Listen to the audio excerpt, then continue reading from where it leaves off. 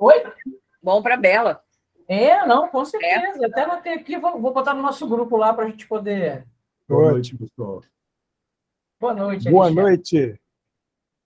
Bem, pessoal, vamos iniciar agora o nosso estudo de hoje do Papo com Gresg, do Perturbações, baseado no livro do Perturbações Espirituais, com nossos amigos aqui, Celso e Alexandre.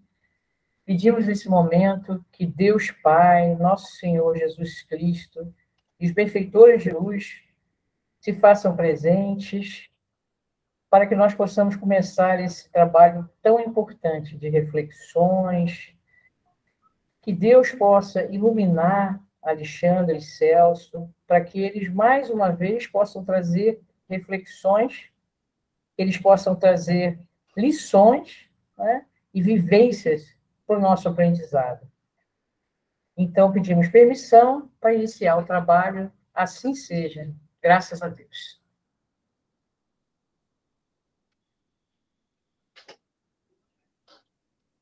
Agora é com vocês. Rodrigo, bem-vindo. Deixa eu só abrir aqui o constante, por favor.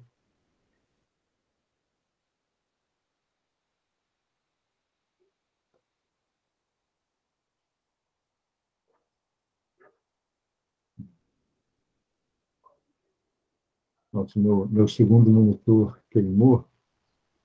Aí eu fico já acostumado a ver duas telas, facilita tudo. Pronto.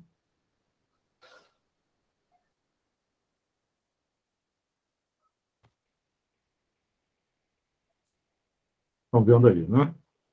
Estamos. Estamos sim. Beleza, então, peraí.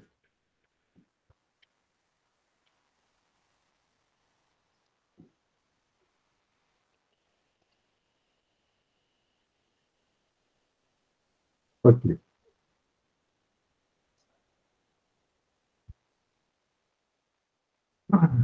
Bom, então vamos lá. Então, mais uma vez, é uma alegria muito grande estar aqui com vocês. Certamente, Celso também, e é lógico que o Ricardo está sentindo muito de não estar aqui com a gente. Ele gosta muito desse grupo. É um sentimento comum a todos. Não tenham dúvida disso. Não tenham dúvida disso. Então, vamos lá. Eu não sei se o Celso vai concordar comigo com relação ao comentário. Eu tenho para mim que agora a gente começa, é como se fosse uma outra parte do livro. A gente começa a fazer quer dizer, o texto, né, começa a ser apresentado de uma forma muito mais forte, tanto que no capítulo seguinte, ele é um dos capítulos mais fortes desse livro, né? Mas nesse capítulo ele começa a fazer uma apresentação, vamos dizer assim, do que está por vir, dando uma reviravolta, não é bem uma reviravolta, mas apresentando uma outra face, vamos dizer assim. Então, só para a gente também não ficar enrolando aqui, né? Vamos começar. Boa noite, boa noite. Vamos começar aí. Eu vou ler aqui. Logo no início do capítulo 14, Providências Salvadoras, nós temos o seguinte: faz-se mister sempre manter a mente nos propósitos superiores, evitando reflexões doentias que restabeleçam um clima de morbidez que atraia comparsas do mal, cujo objetivo é o conflito. E aí eu vou passar a palavra para o Celso, mas antes eu quero fazer um comentário. Na verdade, dois comentários bem rápidos. Um logo no início aqui, né, faz-se mister sempre manter a mente nos propósitos superiores, pegando essa parte da frase, Isso me lembra sempre aquilo que é falado a respeito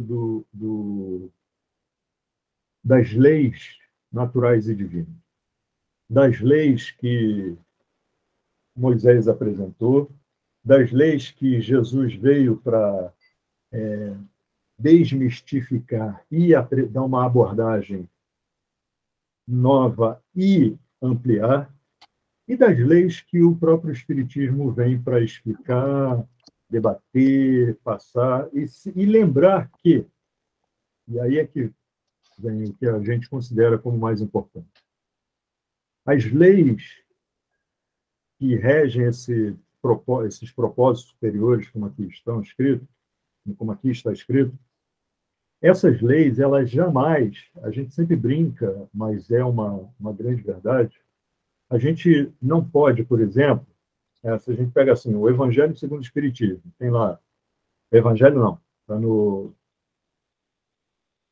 Livro dos Espíritos, né? Se eu não me engano. Tem lá, tem 13 capítulos, onde apresenta 10 leis, em 10 capítulos, e outros 3 capítulos que fazem referências e se aprofundam um pouco mais. Mas esses capítulos, a gente não pode jamais fazer o seguinte: caramba, é muita coisa, é difícil, se um já é difícil, imagina tudo isso, eu vou focar em um capítulo e vou, nessa existência, eu vou fazer bem esse capítulo, vou interpretar bem esse capítulo, e os outros, deixa para lá, nas outras existências eu vou fazendo um de cada vez. É um pensamento válido, que pelo menos mostra a intenção em buscar fazer algo melhor, né? Focar num esforço. No entanto, nós precisamos sempre lembrar o seguinte: uma lei, ela só funciona interligada com todas as outras leis. É um conjunto que só é perfeito quando colocado em conjunto. Então, manter a mente nos propósitos superiores, se a gente olhar isso, pode ser demais. Mas é por isso que Jesus é nosso mestre guia, modelo, e mais, é por isso que ele só fez aquilo que está dentro da nossa capacidade de fazer. Não é para ninguém sair por aí levitando e ir para outro, se transportar. Não, é só dentro da nossa capacidade. Se o nosso esforço visar esse apanhado de tudo aquilo que nosso mestre nos apresentou, nós estaremos nos mantendo focados em propósitos superiores. Ainda que muitas vezes a gente possa errar e feio, mas o nosso objetivo tem que ser esse. E, rapidamente, um segundo comentário que atraia compassos do mal, cujo objetivo é o conflito. Vejam, aqui é colocada essa colocação, aqui é fantástica, né? É fantástico pelo seguinte: o objetivo não é a destruição, não precisa. O objetivo é o conflito. Por quê? Porque nós já somos, infelizmente, muito capazes em nos abater. É por isso que precisamos manter a mente em propósitos superiores, porque aí nos distanciamos dessas características ainda primitivas que carregamos. E aí nos afastamos do nosso eu anterior, nos colocando num plano mais elevado, e assim, abraçando essa sugestão que esse livro traz e que nos alerta. Enfim, falei até mais do que eu queria. Celso. Você nunca fala demais, né? Lá no início você falou o seguinte, que você perguntou se eu concordaria com você, sobre um aprofundamento da obra a partir desse ponto em determinadas questões. Na verdade, a gente percebe que isso é planejado para que o entendimento venha numa sequência que nos seja útil, né? Para que a gente possa entender os propósitos da obra, né? Na realidade, isso tudo é uma obra só do Manuel Filomeno e que é dirigida para o trabalhador espírita, principalmente. Ou melhor, na realidade, é uma obra para todos, mas o trabalhador espírita a recebe de uma forma muito importante, porque para ele é muito importante porque faz com que ele enxergue claramente, mais claramente, as suas responsabilidades nesse momento de transição, né? Então, percebam que, da obra toda, chega-se num ponto, aqui nesse ponto já se compreende que a estratégia da espiritualidade inferior é gerar conflito, é fazer trazer confusão. Eles já sabem, eles já percebem, eles já identificam, sem nenhuma, vamos dizer assim, referência elogiosa, mas de responsabilidade, né? Eles já percebem, já identificam no espírita aquele cristão lá dos primeiros tempos que eles, desde aquela época, eles combatiam. Então, isso fala da autenticidade desses propósitos superiores. Ele fala que esses é que têm que ser combatidos, e juntam-se aqueles da parte de Alá, da parte de Moisés, e tudo isso para combater o espiritismo.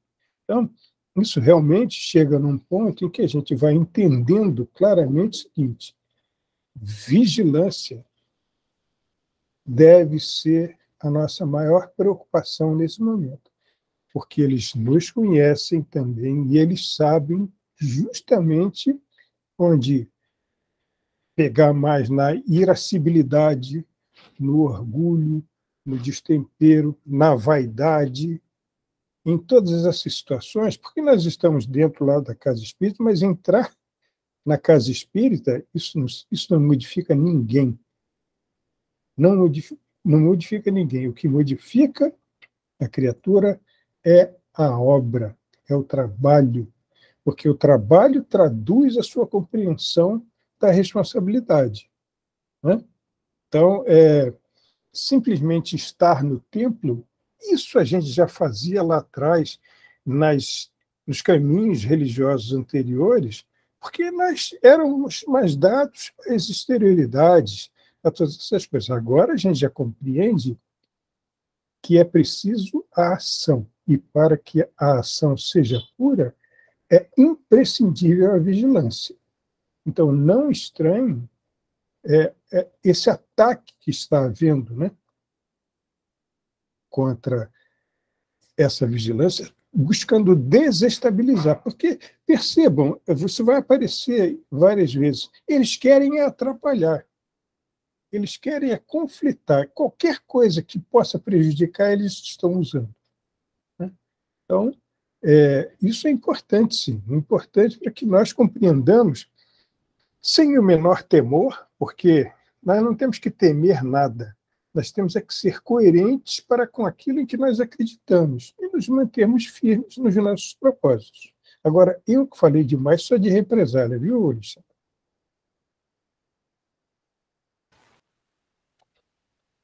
Passar aqui. E aqui essa citação traz algo que a própria doutrina, não só a doutrina, mas nos traz como sendo um dos grandes males da humanidade, o egoísmo. Inclusive no Evangelho está lá, o egoísmo como sendo antagônico, né, à caridade. E é uma grande verdade. Isso que o Celso está falando, quando há essa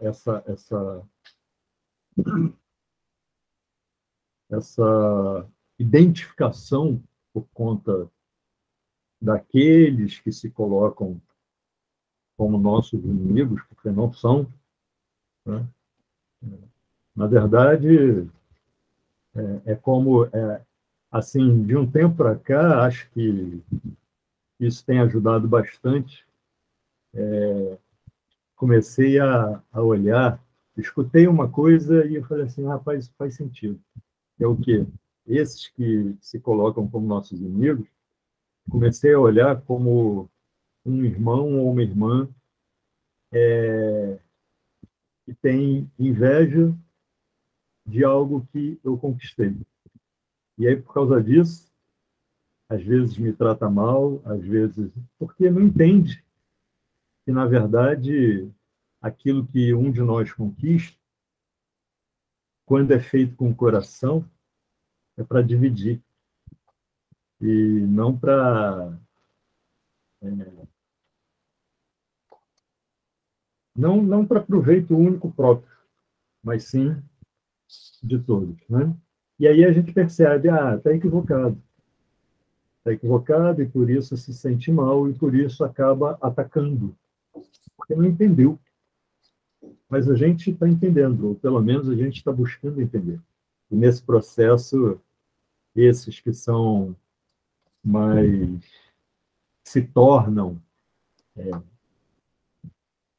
revoltados, agressivos, maldosos, se divertem com as quedas dos outros, e a gente sabe que, na verdade, esse se divertir com a queda do outro é uma máscara, né? A máscara é uma forma de dizer, tá vendo, eu sou superior, mas, na verdade, está só tentando esconder um receio, né, de não ser observado, de não ser aceito, e por aí vai. Enfim, então, é isso. Celso, você quer comentar alguma coisa antes? Não. Nada a acrescentar. Posso? Claro. Vamos lá. Opa! Então, o doutor Bezerra consultou o guia espiritual da casa sobre organizar uma reunião mediúnica com o objetivo exclusivo de atender ao trabalhador conflituoso e seu adversário desencarnado. Quer falar, Celso?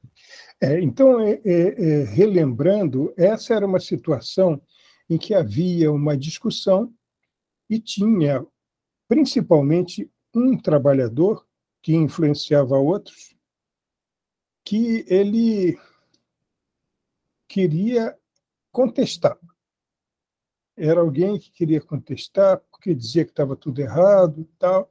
Houve uma reunião anterior, a espiritualidade ajudou, e o diretor dessa reunião conseguiu trazer paz, trazer equilíbrio, o que aparentemente esse trabalhador aceitou e se calou e tal, mas foi para casa e começou a escrever para os outros, dizendo, olha, eu não aceito isso, não aceito aquilo e tal.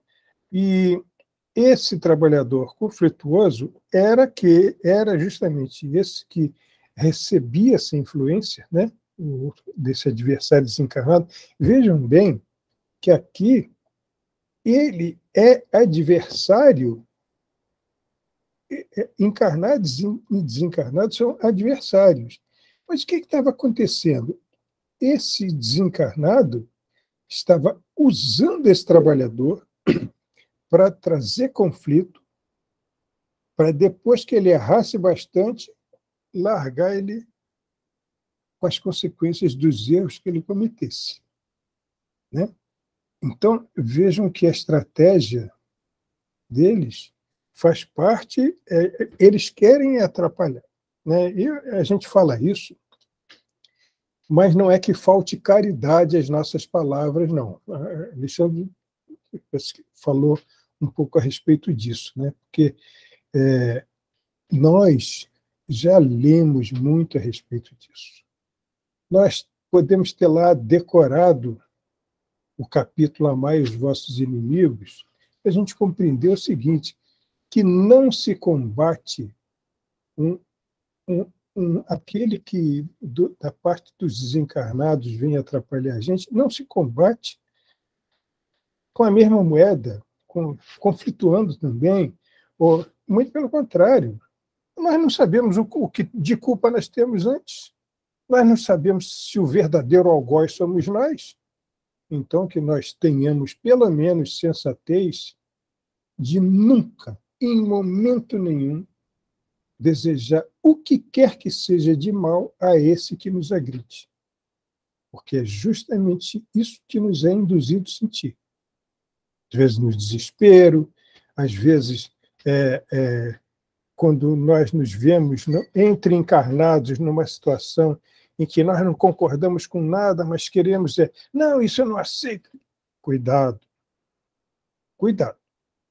Toda a expressão de ação negativa é prejudicial para todos. Se nós temos consciência disso,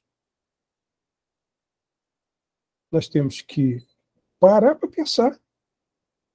Uma das condições que vamos dizer assim, o espírita mais exercita é a condição da reflexão. Isso de nós sermos impulsivos é uma coisa que tem que começar a ficar para trás, definitivamente. A gente tem que parar para pensar. Antes de agir, a gente tem que parar para pensar naquilo. Pensa, está com raiva, é comum, todos nós sentimos raiva. Está querendo desistir, é relativamente comum. Para, não toma decisão nenhuma. Vai esfriar e vai refletir. E, logo que possível, faça uma oração. Porque o amigo espiritual, o verdadeiro amigo espiritual, só está esperando esse momento de oração para te ajudar a não fazer escolhas erradas. Então, é porque, como é que esses trabalhadores, esses, vamos dizer assim, eu não gosto de chamar de inimigo, mas esses atrapalhadores da nossa vida agem. Eles nos jogam na ansiedade, no estresse, no conflito ali, né? Justamente para que nós sejamos impulsivos. Então, nós temos que agir ao contrário, nós temos que parar para pensar, para não tomar uma atitude errada. Mas, nesse caso aqui, doutor Bezerra, que é uma reunião para separar os dois. Enquanto o encarnado assiste, o desencarnado entra no diálogo para que eles vejam, todo mundo veja onde é que se origina aquilo. Porque, veja, quando nós somos lá durante o sono chamados nesses momentos, nós acordamos e não nos lembramos do diálogo, mas nós trazemos no nosso coração as impressões que ficaram daquilo que a gente viveu quando no momento de sono. São essas impressões que fazem efeito, por isso que é muito importante que nós iniciemos o nosso dia com oração, lendo uma página, justamente para que a gente vibratoriamente seja coerente com aquilo que a gente tem que guardar de bom. É isso. Eu quero...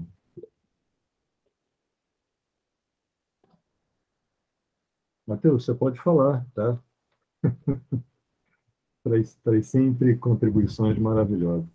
Não, perfeito. Assim, eu achei muito interessante o que o Celso começou a falar, porque nesses momentos assim que a gente está mais conturbado, né, com diversos problemas, várias situações na nossa vida, é que tomamos mais decisões impulsivas, né? Então, acho que é o momento, o gatilho, né? Não o gatilho, mas o que difere de uma pessoa que toma uma atitude impulsiva ou daquela que não toma é justamente um milésimo de segundo que você para pensar e fala assim, pô, eu tô no momento que eu tô turbulento, tô com minhas emoções à flor da pele E eu preciso nesse momento para poder refletir, poder fazer uma oração, fazer uma prece, enfim, como você bem falou, Celso.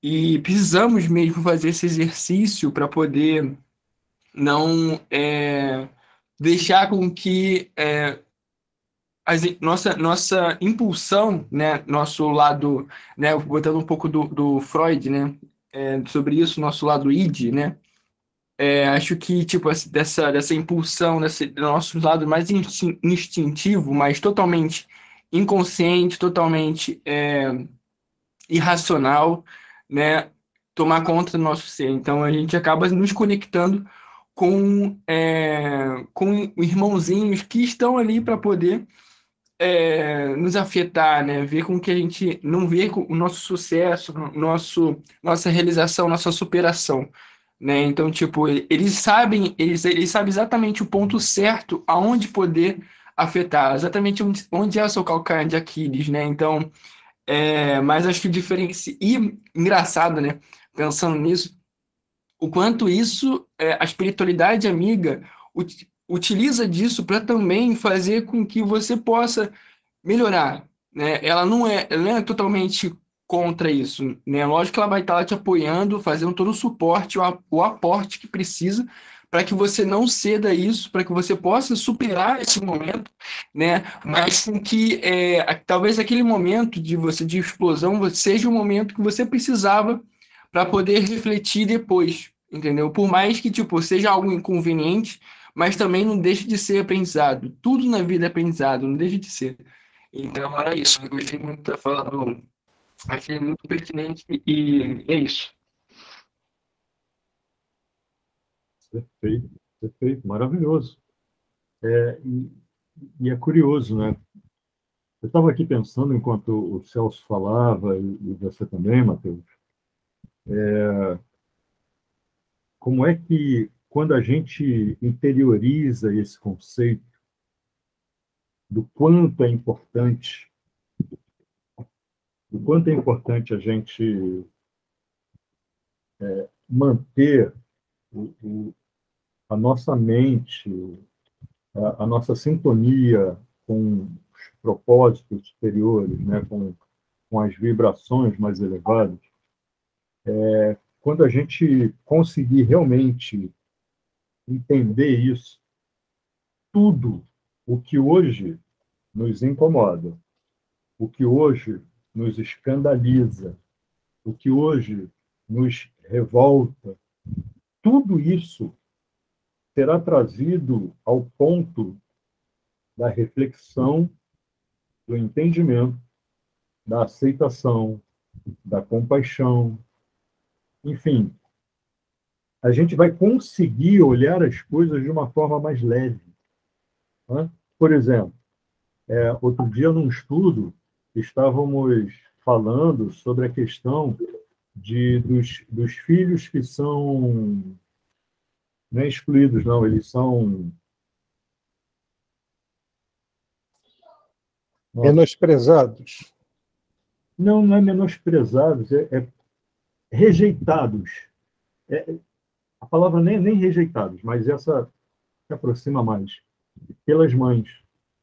Né? Ele fala assim, como é possível a mãe que rejeita um filho, ou que não é rejeitado, mas assim que, sabe, antipatiza com... Né? Ele fala assim, como é possível gerou aquela criança, carregou aquela criança, né? E aí, de repente... E aí a doutrina vem e nos explica que, é óbvio, toda mãe tem uma missão, né? De demonstrar amor e fazer com que aquele espírito que está ali, como seu filho, sua filha, enfim, entenda, perceba, receba esse carinho e entenda que algo de muito bom pode vir de uma outra pessoa. Porque muitas vezes é um espírito que foi muito massacrado. E ao receber esse carinho, né, no primeiro momento, esses 9 meses ali na barriga da mãe, né, e depois o carinho de estar ali, ele vai recebendo e vai percebendo aquele sentimento, aquela vibração, e isso faz com que, pode até não acontecer nessa existência, mas isso vai se acumulando e mais para frente vai despertar algo melhor dentro de si. Mas a questão é que a doutrina vem e explica o seguinte, olha, esses dois espíritos aí, mãe e filho, por exemplo, né, mãe e filha, enfim, que seja, podem ter sido, em existências anteriores, grandes inimigos. E aí o que acontece não é a mãe rejeitar o filho, é a mãe sentir, enquanto espírito encarnado, mais um espírito, sentir aquela vibração, né, que é conflituosa de uma experiência anterior e não sabe como reagir, simplesmente sente, aquilo é instintivo. E por isso essa rejeição, por isso essa... E aí, como é que a gente trata isso? Muitas vezes, quando a gente vê uma coisa dessa, a gente fica escandalizado. Que absurdo! Como é que pode?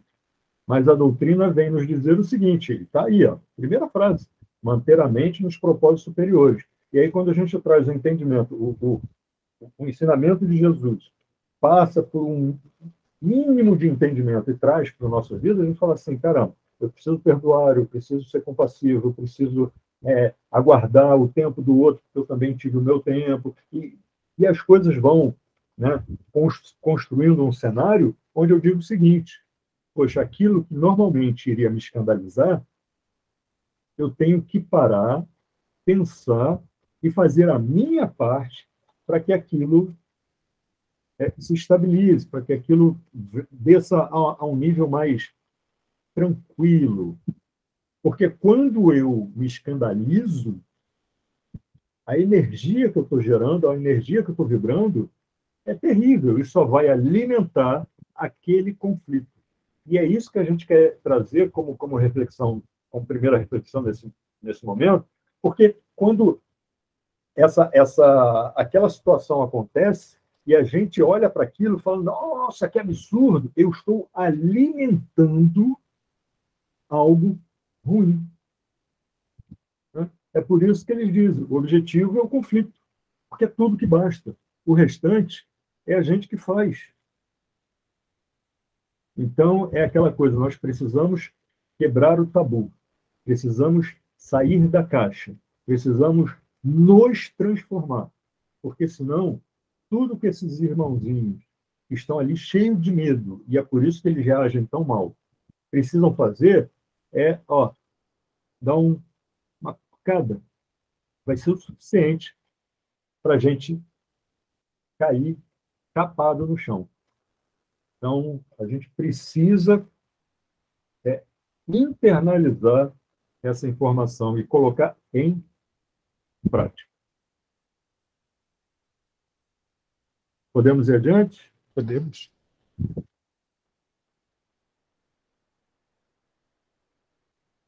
A espiritualidade inferior se aproveita de qualquer oportunidade para tentar desorganizar as forças do bem. Nem lembrava que era essa frase, mas, enfim, tem o que a gente comentou, né? E aí vem esse fantoche a que se refere, é de grande...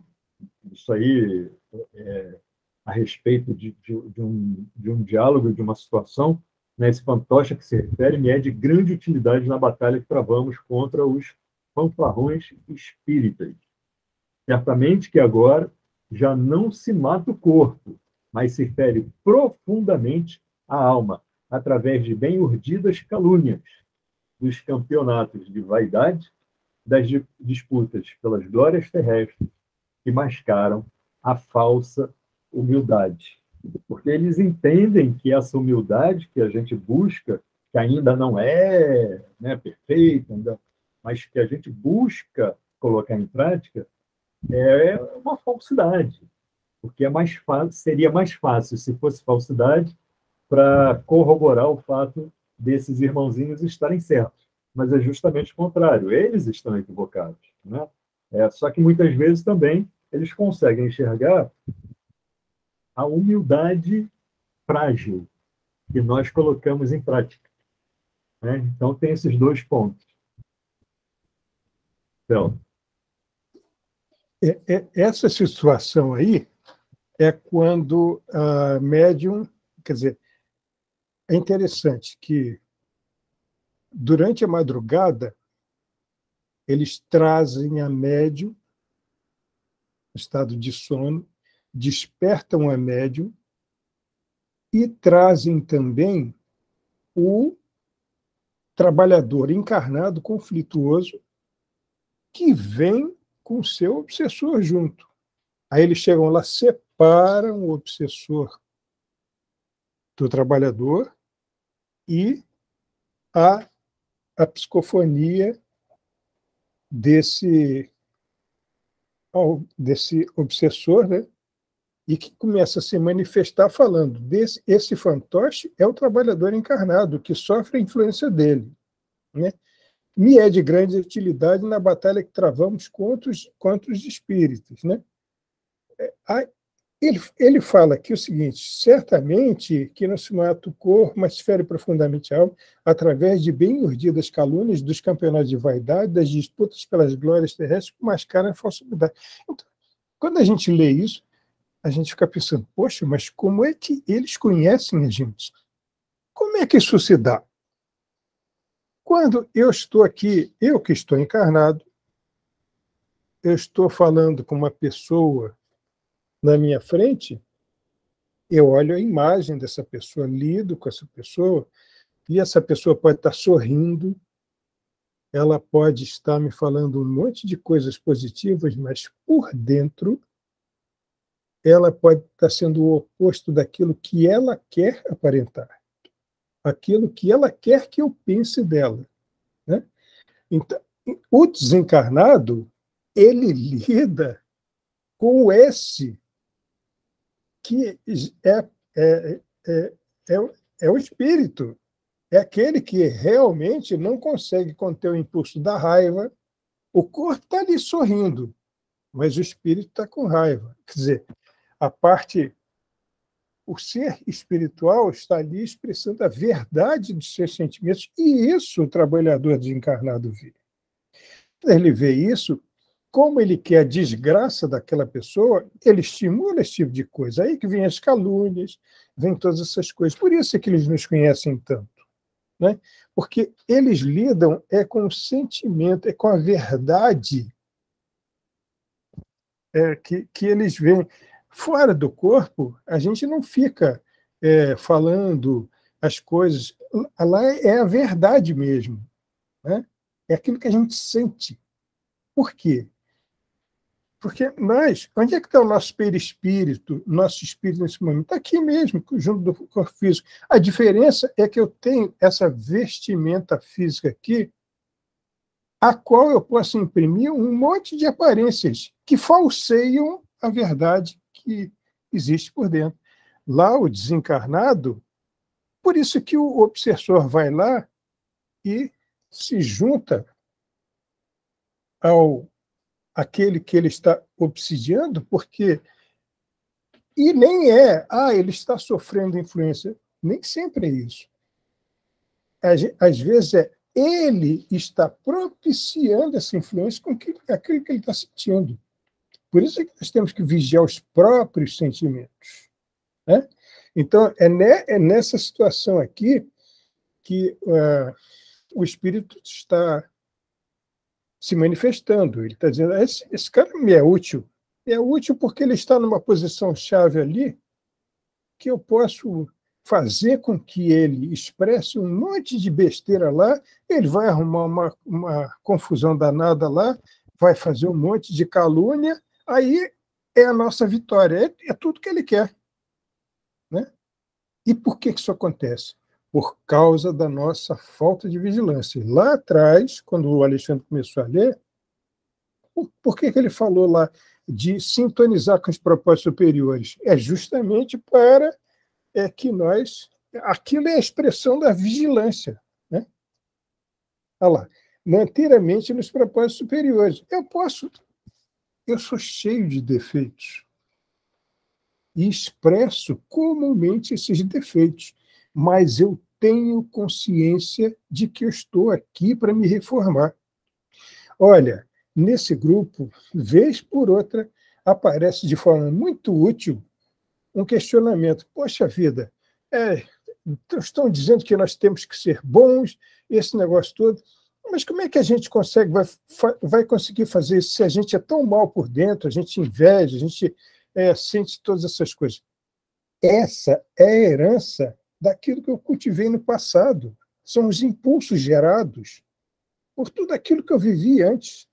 E eu estou aqui para me conscientizar disso e para ter certeza de que o esforço que eu faço agora para combater todas essas inclinações infelizes, um dia vai virar hábito positivo.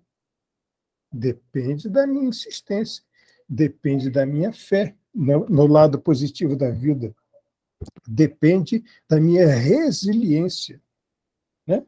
Então é para isso que a gente está lutando, né? É isso. Então vamos lá.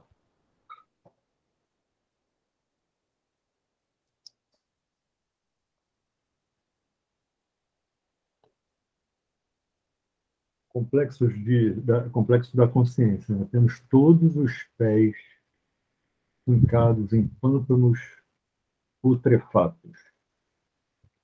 É só, assim, parece a gente começa a ler, assim, nossa, vou parar por aqui, porque como é que nossa, que absurdo! Mas quando a gente para e pensa naquilo que André Luiz descreveu como aquele período, né, em que e por que aquilo foi possível? Por causa de todas essas situações em que nós poderíamos nos mostrar como seres melhores, e nós temos capacidade para isso, mas o nosso orgulho, a nossa soberba, né, a nossa vaidade e tantos mais vai abrindo essas brechas, e aí a gente acaba ficando numa situação em que é como se nós estivéssemos afundando em, enfim, situações nada agradáveis.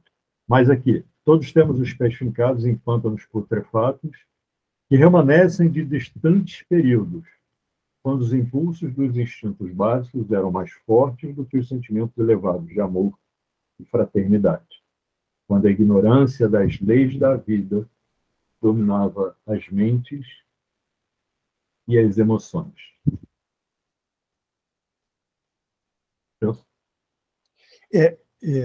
Aqui a gente vê aí complexos da consciência, porque por que complexo? O Matheus aí pode me ajudar. Complexo é uma reação estruturada, organizada de coisas que nos incomodam, né? Então, nós temos o nosso passado, as tendências que nós alimentamos, e todas essas coisas que, como a gente falou anteriormente, que geram essa impulsividade, essa reação, essas situações todas, né? E ele fala claramente aqui, olha o fio evolutivo aí dessas coisas, né? Antigamente, havia uma total ignorância das leis da vida, e isso era levado em consideração, evidentemente, né? Porque essa situação dominava as nossas mentes e as nossas emoções. O que acontece diferente agora? Agora, nós somos mais conscientes das leis da vida, né? E qual é o maior código que nós conhecemos de interpretação das leis do Criador? É o Evangelho de Nosso Senhor Jesus Cristo. Por isso é que nós somos evangelizandos, né? E por isso é que nós através dessa consciência, nós temos uma visão clara de que esses hábitos que nós tínhamos podem estar sendo insistentes, mas essa consciência de que nós precisamos mudar já está nos ajudando, né? Então, essas coisas todas é que fazem a gente mudar. O que vou ler aqui, Alexandre. Tem que o massacrar, tornando o inimigo de tudo e de todos. Como? Expressando aquilo que os reflexos dele, os impulsos dele, estimulados por esse inimigo, né? Antipatizado por seu puritanismo hipócrita. Por que era hipócrita? Porque ele está ali querendo dizer, não, nós temos que fazer isso, temos que fazer aquilo, não pode ser assim, isso é contra as regras. E, no entanto, ele está sendo nada cristão, porque ele está conflitando, ele não está sendo fraterno, nem coisa alguma. Ele está querendo brigar ali, naquela reunião de diretoria, dizendo que não, nós não podemos fazer isso, puritanismo hipócrita, porque ele não é puritano, quer dizer, ele não está sendo positivo, né? Depois trabalharei trabalharei a sua consciência para que desperte e, numa boa ação hipnótica, levá-lo-ei à depressão, para a qual tem tendências fortes, e exultarei com o seu suicídio vergonhoso. Aí teremos duas vitórias. A primeira, um adepto da doutrina que dizia acreditar na imortalidade, tombando no autocídio. E a segunda, o fracasso pessoal que dará ensejo de o recebermos aqui e darmos prosseguimento ao nosso combate, quando não terá como nem para onde fugir. Nessa questão aqui tem um livro aí. Tem um mundo de coisas aí para a gente ver. Primeiro, que o obsessor desperta a consciência, lembrando erros e tendências ao erro que são próprios da pessoa, trazendo aquele complexo de culpa, todas aquelas situações, fazendo com que ele se deprima e induzindo ele ao suicídio. É por isso, nós que trabalhamos lá com Setembro Amarelo, com suicídio, todas essas coisas, é por isso, é aí que a gente entende como é que pode um espírita pensar nessas coisas. É por isso. É por praticamente 100% dos casos, quando não é doença mental, é por indução do obsessor. Aí, você está falando de dupla vitória. Cara, fala contra o suicídio e se mata. E depois que ele se matar, ele vai vir aqui em sofrimento e nós vamos escravizá-lo, fazendo dele, pintando e bordando com ele. Porque eles são inimigos, esses dois, né? Quer dizer, pelo menos o obsessor o julga inimigo, né? Então, é compreendendo isso que nós insistimos nos caminhos da fraternidade, mas, sobretudo, trabalhando essa questão da culpa.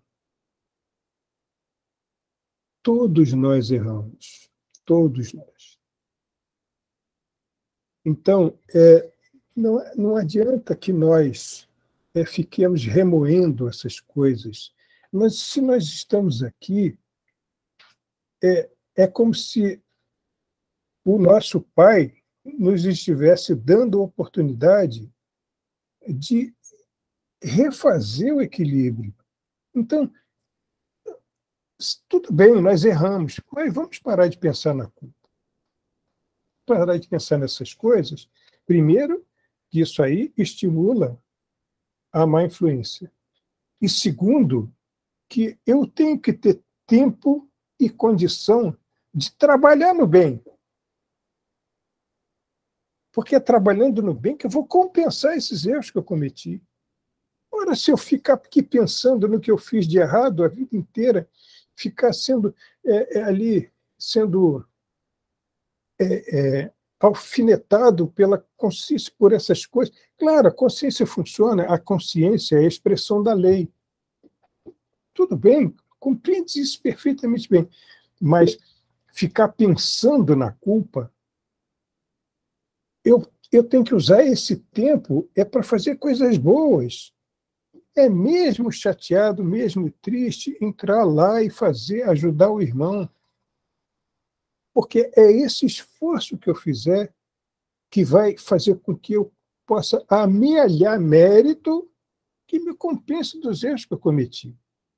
Se eu me entregar à culpa, o que vai acontecer? Eu vou perder essa oportunidade de trabalho. Olha o valor de estar encarnado. Nós encarnamos para isso, é para trabalhar. Vamos lembrar lá de Abigail, né, Simone? Amar, trabalhar, esperar e perdoar. É a hora do trabalho. Ah, mas eu não amo. Trabalha. Porque trabalhando você aprende a amar. Né? Então, a gente tem que ter foco nisso. Nós estamos encarnados. Estamos no plano da ação. É com a ação que nós vamos enriquecer a nossa vida de encarnado. É trabalhando no bem. Vamos vencer a indisposição, a preguiça, seja lá o que for, arregaçar as mangas e trabalhar, porque é o trabalho que nos traz mérito, que nos ajuda no reequilíbrio diante das faltas que nós cometemos no passado. Falei muito. Perfeito. Perfeito. Ganhei você, Alexandre. Não, perfeita colocação. Queria falar com vocês, assim, a gente recebeu uma pergunta agora pelo WhatsApp, vou ler para vocês.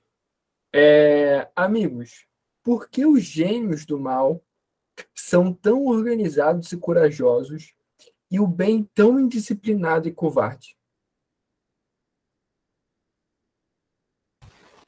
Alexandre? Quer falar, Celso? Pode falar. A gente pode desenvolver isso juntos, né? Então, vamos lá.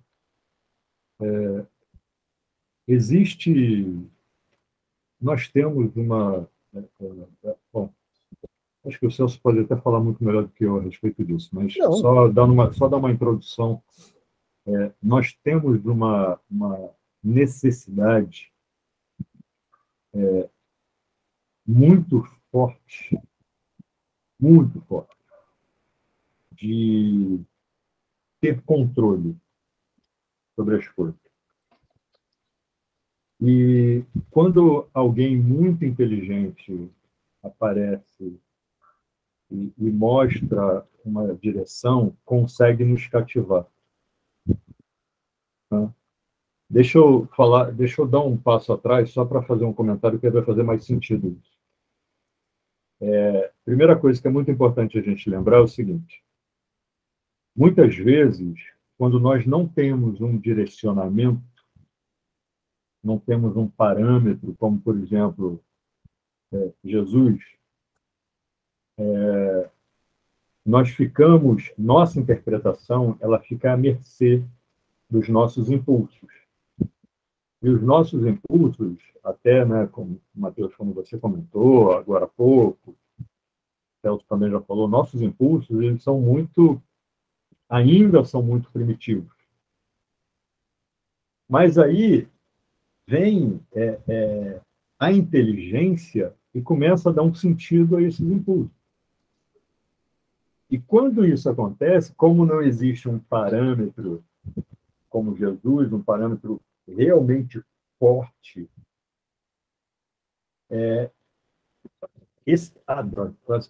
quase que eu derrubo tudo. Esse indivíduo, ele acaba se perdendo para aquelas impulsividades. Esse é um ponto. Segundo, como nós temos essa necessidade de controlar, né? Como a gente tem muita dificuldade de dizer o seguinte: olha, isso no meu controle, mas tudo bem. Esse pensamento, isso não está no meu controle, mas nos dá pânico, de um modo geral, que a gente precisa ter controle sobre as coisas. Então, associa essa questão da inteligência que começa a surgir, da necessidade do controle, e aí dessa força que ainda é muito grande, que são esses impulsos, né, primitivos. Como é que fica o nosso esforço? Ele fica mal direcionado. E aí, quando alguém percebe que está sozinho, alguém percebe que que cometeu um erro e machucou um outro, e, enfim, se sente fragilizado, esse que é inteligente, ele começa a dizer, espera aí, eu estou do teu lado. E aí, quando diz, eu estou do teu lado, essa pessoa, ou esse espírito, enfim, fala o seguinte, poxa, que legal, alguém confia em mim, alguém acredita em mim. E aí as coisas começam a tomar forma e vão se ampliando.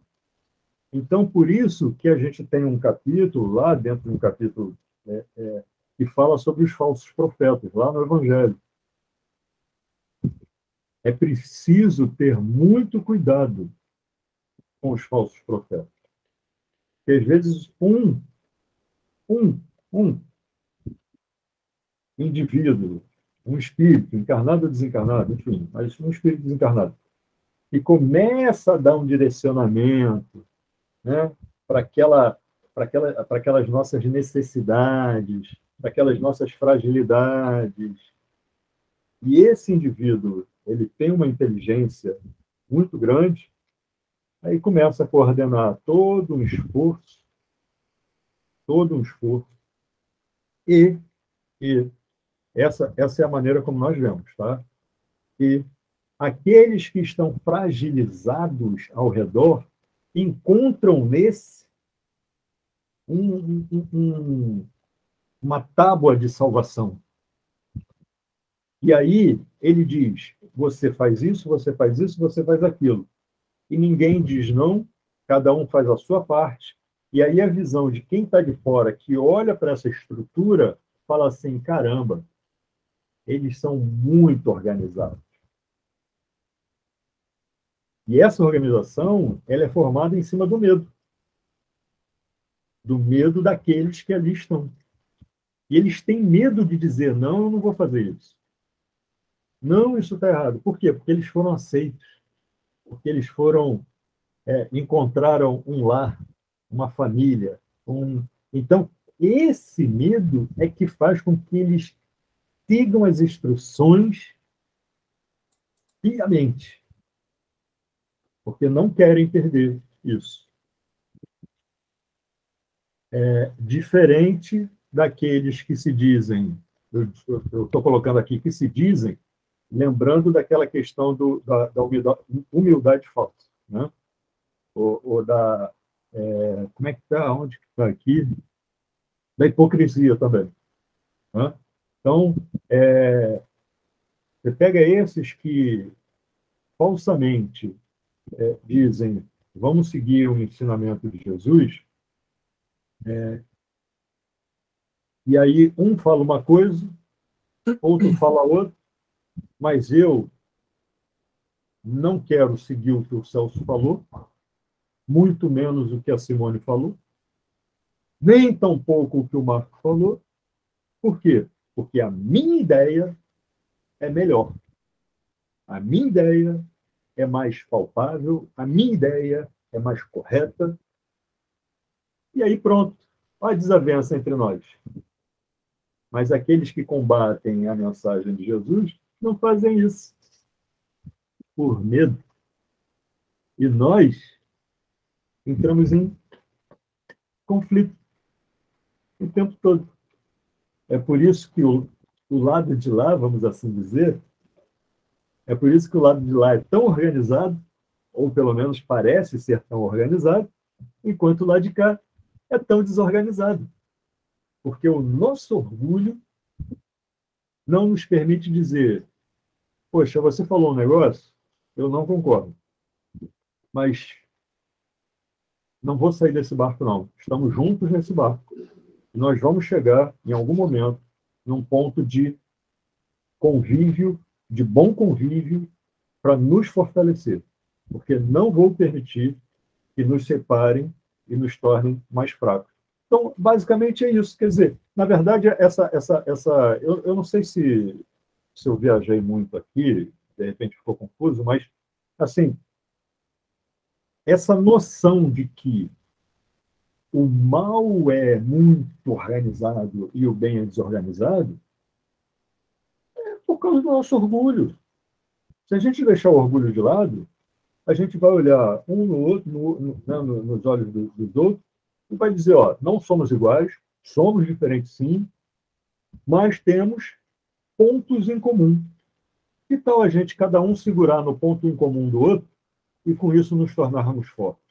E aos poucos a gente vai amadurecendo o restante. Porque, afinal de contas, como está ali, nós somos crianças ainda. Não, quem foi... Alguém colocou aqui... eu não vou pegar agora. Alguém colocou aqui, nós estamos engateando ainda o nosso amadurecimento moral. Então, a nossa percepção é que essa coisa de que eles são mais organizados do que nós é simplesmente porque nós permitimos que assim seja. Porque a capacidade para ser mais forte e mais organizado, a nossa é maior. Porque nós temos uma base, um modelo, um guia. Nós temos todo o ensinamento de Jesus para nos deixar blindados a essa bagunça, que, infelizmente, se coloca de uma forma mais, aparentemente, mais organizada. Antes da Brenda falar, Celso, você quer... Eu prefiro que a Brenda fale antes, Beleza. e depois, em cima do que você falou, eu que gostaria de fazer alguns comentários. Beleza. Brenda, por favor. Na verdade, é mais um questionamento, né? Até por conta de uma conversação, né, que eu tive no seio familiar, né, no final de semana, né? E aí, vocês conversando, falando, colocando todas as ideias, eu fui formando, né? Mas a questão toda vocês não acham que toda essa desorganização mental, né, que todos nós em sociedade temos, né, e a gente lança todos os dias isso no ar, isso aí não gera uma energia caótica que leva justamente ao fortalecimento dessas ordens? Eu tenho participado, né, atualmente, né, de casas que trabalham com mesa, né, e a quantidade de manifestações realmente, né, obsessivas tem sido muito grande. E a ponto mesmo de ataque, né, até da dirigente da casa, né? Mas a pergunta é essa: será que não é realmente cada um de nós, né, que a gente lança essa energia mental todos os dias, né, no ar, né, nessa consciência, né, no mundo, né, essa consciência coletiva, de forma que torna essas energias tão mais fortes? É um questionamento.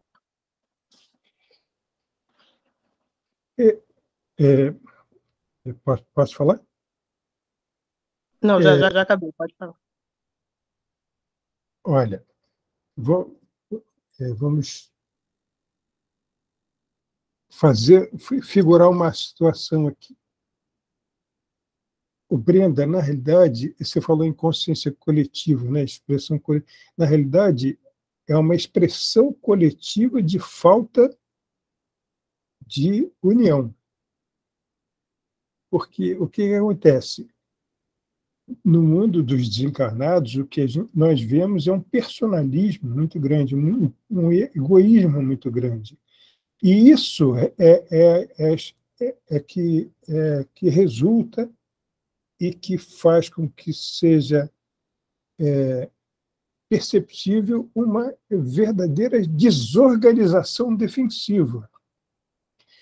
O que a gente está falando aqui? De um capítulo em que havia um conflito entre partes numa instituição espírita, que é justamente o que a espiritualidade inferior pretende. Pretende dividir para que destruir. Agora, vamos pensar numa casa espírita em que haja amor, fraternidade, competência administrativa, sim, que ela é imprescindível, mas união. Então, quando não há conflito, há identidade de propósitos e todo mundo agindo para o mesmo objetivo. Então, o que acontece? Mesmo que não seja assim uma afinidade muito grande, os propósitos são viáveis. A ação é viável. Agora, vamos pensar numa coisa aqui. A relação entre a ação dos encarnados e o método de ação dos desencarnados. Acontece que entre os desencarnados, e em parte esse livro fala bastante disso, existe um comando tirânico. Tirânico. Olha, quem leu Memórias de um Suicida sabe bem do que eu estou falando, porque ele descreve lá muito bem, de uma maneira modelar, esse tipo de coisa. Existe um comando tirânico por parte da espiritualidade inferior, negativa, e que praticamente escraviza os seus comandados e muitas vezes, aparece várias vezes nessa obra, o telementalizado é isso. É que a pessoa obedece àquele processo de telementalização e ele é guiado para aquilo. Ora, num comando tirânico, em que todo mundo é obrigado a agir de uma determinada maneira, você vê uma ação conjunta e objetiva para determinadas situações. Isso que o Alexandre falou também é verdade. Quer dizer, as pessoas pensam, essa é uma maneira de eu ter algum sucesso, mesmo obedecendo. Porque muitos desses hipnotizados não traz muito consciente na mente que é hipnotizado. Ele diz que está concordando com aquela direção, mas, na realidade, ele está sendo telementalizado, porque ele aceitou aquela situação. Agora, vamos comparar a ação desses dois grupos, um que exerce e outro que sofre a atuação. Eles são espíritos, eles agem sem que nós vejamos, sem que nós os percebamos. Então, vamos figurar aqui o seguinte: um lugar onde um grupo que trabalha, tem que fazer determinados trabalhos, não enxerga, está com uma venda nos olhos, né? Ele, por tentativa e erro, o sujeito vai lá e pega uma coisa e põe no lugar, o outro pega, vai tateando lá, sente o tato e vão produzindo aquilo que precisam produzir. Pode ser que eles estejam cercados ali de pessoas que enxergam, né? E que ajam de uma maneira que é totalmente inesperada para aqueles que não enxergam, parecendo estar na frente. Então, é mais ou menos isso. Nós somos vistos, somos cercados por gente que enxerga espiritualmente. Nós só enxergamos fisicamente, né? Porque a mediunidade ainda não está, dividência ainda não está generalizada, nem só dividência, mas de percepção de alguma maneira. Então, vai parecer que essas pessoas que enxergam são muito mais bem organizadas que aquelas que não enxergam. Puderam, elas enxergam. Elas sabem, elas nos conhecem os sentimentos, elas sabem quando nós estamos sendo hipócritas, quando nós estamos falando uma coisa e sentindo outra. Elas sentem, elas percebem, elas leem o sentimento, né? Aqueles que estão no plano físico conversam entre si, e eles podem falsear ali. Aliás, a gente está vivendo uma época triste nesse sentido. Nunca a tal da verdade foi tão desvalorizada como hoje em dia no Brasil. Mas isso é outra conversa. Então, por isso que eles são, por todos esses elementos, eles nos parecem mais organizados, né? Porque eles são telementalizados, eles sofrem a ação tirânica daqueles que os comandam, eles também obedecem porque eles acham que há uma maneira de eles estarem ali atuando por uma causa, que foi o que o Alexandre falou, né? E agora, é para que nós morramos de medo dessas coisas? Aí vem outra coisa que o Alexandre falou. Nós temos um modelo de procedimento.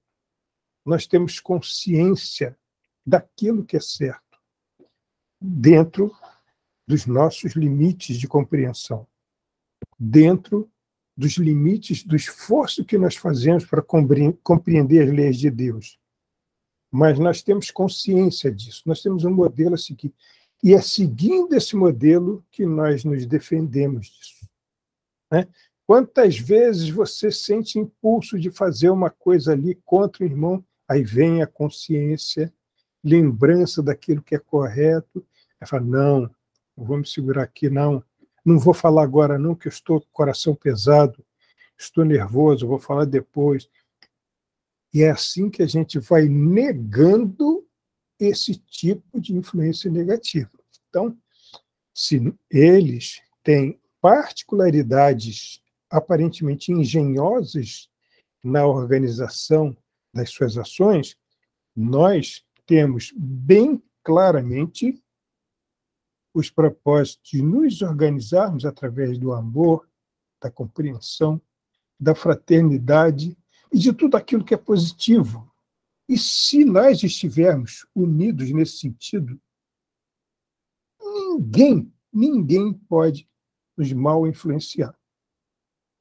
Porque aí é tudo o que os nossos protetores e orientadores espirituais desejam. É que nós tenhamos essa união que é para vivenciar a consciência dessas coisas corretas, desse modelo que nós aprendemos. A ponto de que, quando nós vamos descansar, nós elevamos o nosso pensamento e pedimos ao Pai por esses que nos agridem. Pedimos para que eles consigam transpor o rio caudaloso e ter a coragem de vir para o lado do bem. Enfim, olha, o que a gente tem lá nas reuniões mediúnicas, que a gente mais tem é aquele que aparece lá se manifestando, morrendo de medo do tirano que o comanda. E nós o abraçamos, nós o recebemos, nós lhe damos garantia de que ele será protegido e orientado desde que ele deseje estar bem. E é tudo que a gente tem que fazer, né? Então, eu acho que o conjunto dessas coisas todas, essas coisas que o Alexandre falou, e com tudo isso, acho que a gente consegue responder a isso. Eu não sei, Brenda, se ajudei aí também. Não, sim, ajudou. É que uma discussão, né? Nunca, às vezes, não aparecem as palavras certas na hora, né? A gente não intui, né? Mas eu fiquei assim nessa discussão toda um pouco receosa, porque A pessoa falou para mim, mas a gente está o tempo todo manipulando energias. E a gente manipula, inclusive, a energia do amor a nosso favor. Então, ela quis dizer, né, que mesmo a energia do amor, que você está aqui para aprender ela, né, você está aqui para aprender ela, você estaria manipulando ela para os seus interesses, mas não um interesse lícito, e sim um interesse ilícito.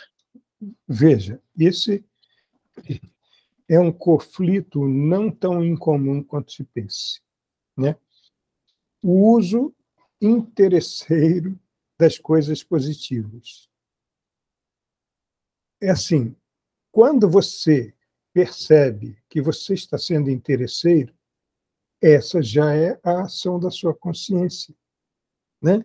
Então, quando você pensa que você, mas eu estou fazendo isso para ser bem visto, eu estou fazendo isso para que me admirem, eu estou fazendo isso porque depois eu vou pedir aquilo para fulano, esse negócio todo, que é um uso interesseiro disso. Então, isso, sem dúvida alguma, é melhor do que você não fazer nada de bom. Mas, quando você fica consciente disso, perdão, quando você está consciente de que você está fazendo isso, é um passo para que você purifique as suas ações. É um passo à frente para que você transforme as suas ações mais puramente legítimas no bem. E nada, mas nada que uma boa oração não a ajude. Olha, o nosso momento de oração é um momento de conversa sincera com aquele a quem nós dirigimos a oração. É assim que eu oro. Eu oro confessando um monte de besteira que eu faço. Eu abro a minha mente e falo, Senhor, eu sei que você sabe que aquilo que eu fiz não era bem aquilo para ser feito, mas podia ser forte da próxima vez. E a resposta que eu recebo é a resposta de um pai falando com o filho, de que me compreende e que aceita o meu esforço de honestidade de confessar que aquilo que eu fiz não era exatamente aquilo que deveria ser feito, mas é o que eu pude fazer. Né? Então, é assim, Brenda, que a gente faz. Quando a gente tem conflito nesse sentido, que chegue logo o momento de oração, que pode ser qualquer um, para você se confessar isso, porque quando você está se confessando, você está conversando com quem te criou, né? Com quem criou a vida. Aí você diz isso, você diz que não, olha, não é bem isso, mas eu estou me esforçando, eu estou me empenhando, me ajude para que a minha ação seja mais... Um belo dia, você vai fazer coisas muito boas sem se dar conta de que você fez aquilo. Por quê? Por causa do exercício no bem.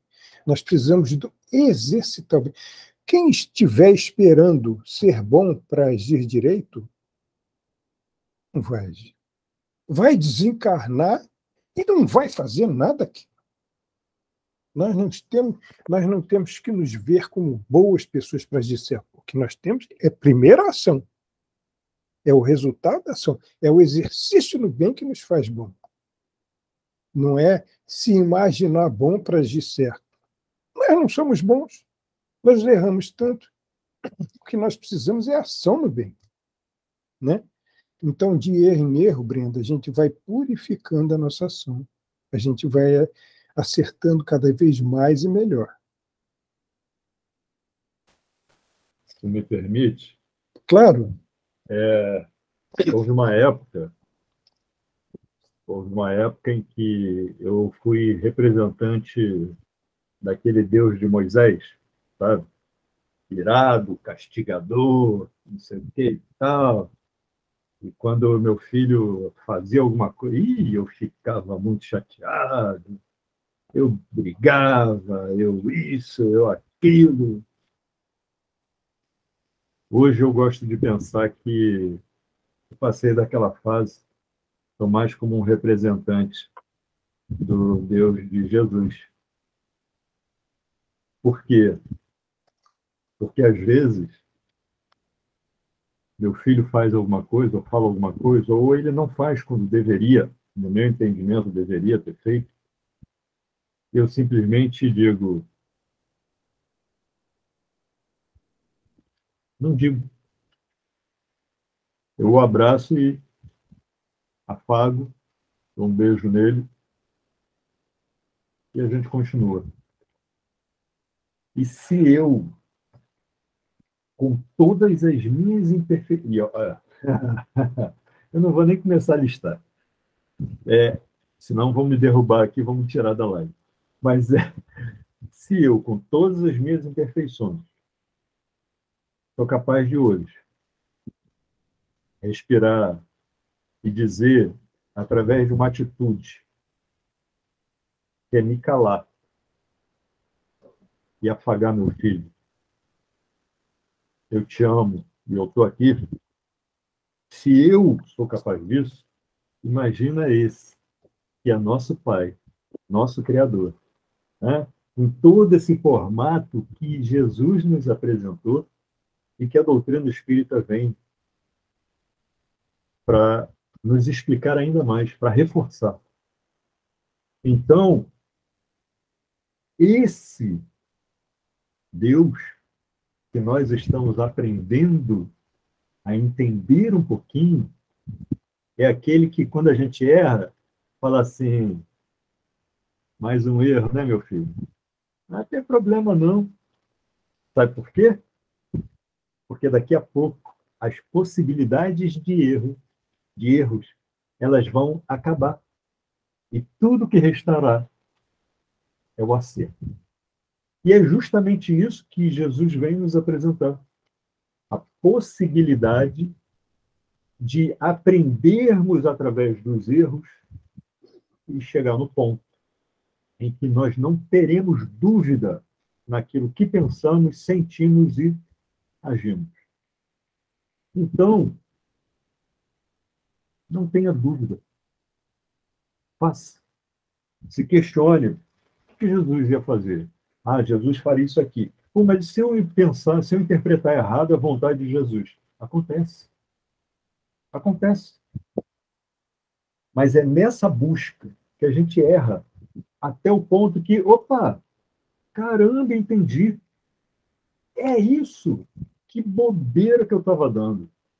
A gente sempre fala de Edison, né? Thomas Edison. Foi, sei lá, centenas, 700, 800 vezes. Não, minto. Foram 1.100 e não sei quantas vezes. Ele errou até que ele percebeu que precisava criar um vácuo dentro daquele bulbo para não queimar o filamento. Veja, numa única existência, mais de 1.000 tentativas, e aí sim ele acertou. Então, não vamos ficar pensando, né?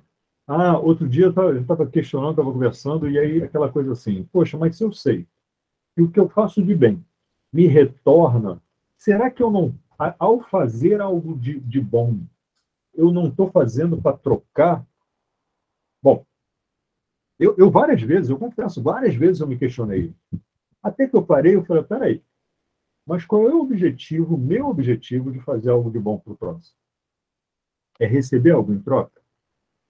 Não. Pô, então não estou trocando. Eu estou fazendo algo em troca, estou fazendo algo de bom, consciente de que haverá um retorno. Só que não sou eu que vou cobrar esse retorno. É a vida em si. São as leis de Deus que vão gerar esse retorno. Quando Deus achar melhor. Não sou eu que vou. E pode ser de alguém completamente diferente de quem eu fiz algo de bom. Então, ter consciência é uma coisa, como o senhor estava falando. Agora, quando eu faço com a minha intenção bem direcionada, Aí é diferente. Então, só finalizando, assim, uma das primeiras coisas que você comentou, a gente às vezes fica gerando energia. Sim, sem dúvida. Ó, não sei quem comentou aí, ano de eleição. Gente, tem muita casa espírita que fala o seguinte, ó, pode falar de qualquer coisa, menos de política. Aí tem gente que fala assim, gente, mas por que não pode? Espírita tem que falar de política. Lógico, espírita tem que falar de política. Espírita tem que debater política. Espírita tem que agir dentro de uma política, ou em prol da política. Mas, dentro de uma casa espírita, salvo raras exceções, nós não podemos falar de política. E por quê? Que a espiritualidade não permite? De jeito nenhum. A espiritualidade nos permite tudo. A questão é que nós somos ainda detentores de muitos sentimentos primitivos. E aí, quando alguém fala algo contra aquilo que eu me mantenho convicto, isso me atinge de uma forma tão violenta. E o que eu faço? Violência de volta. E aí, como é que fica uma casa espírita? Completamente desestabilizada. É por isso que não devemos falar de política dentro de uma casa espírita. Assim, em termos de debate. Aqui já fizemos até um estudo. Né? Já fizemos um estudo a respeito disso.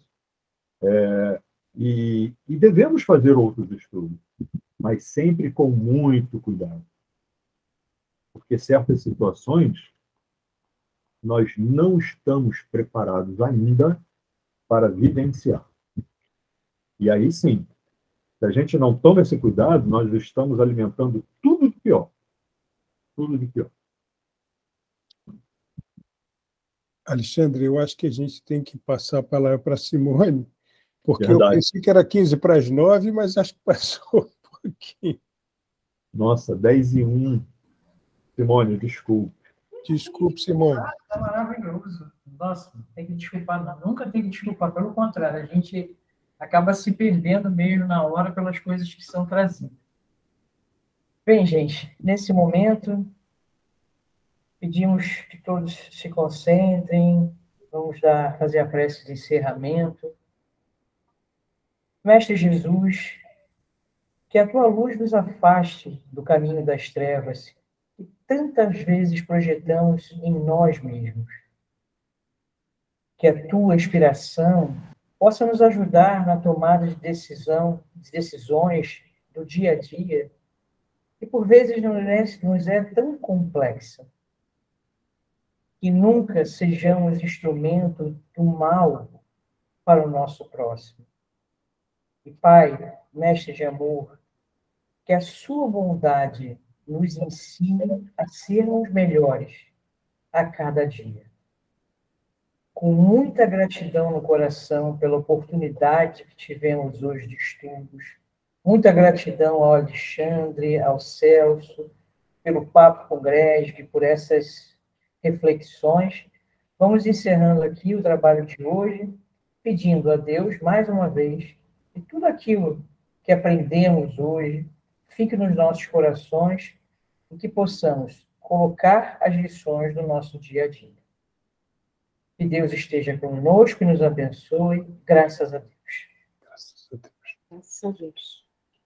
Bem, gente, até a próxima. Celso, Alexandre, muito obrigada a todos vocês. Obrigado a Simone. todos. Tchau, Obrigado, gente. Celso. Tchau, tchau. Boa Obrigado, noite. Boa Mateus. noite. Parabéns pela Boa noite, noite. pessoal. Boa noite, Obrigado. pessoal. Boa noite, Boa noite, gente. Obrigada.